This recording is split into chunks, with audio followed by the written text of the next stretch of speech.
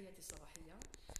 السيدة حسون فاطمة، مأمورة الفرع المحلي لولاية زيوزو فرع عزازكا. بخصوص هذا اليوم الهام المتعلق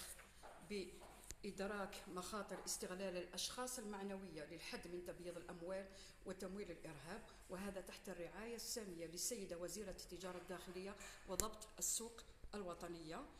وقد نظمه المركز الوطني للسجل التجاري بالتنسيق مع مديرية التجارة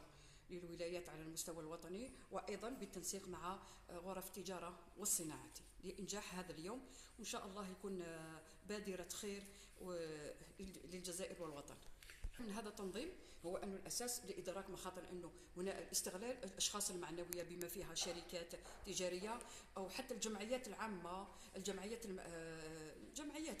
مهما كان الهدف تاعها، ثقافية، دينية أو رياضية،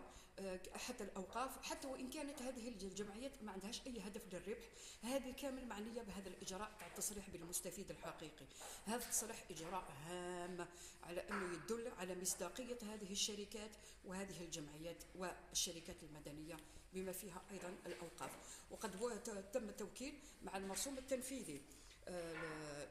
23/429 المؤرخ في 29 نوفمبر 2023، كانت فقط الشركات التجارية هي المعنية بالإجراء بإلزامية التصريح بالمستفيد الحقيقي. مع الأمر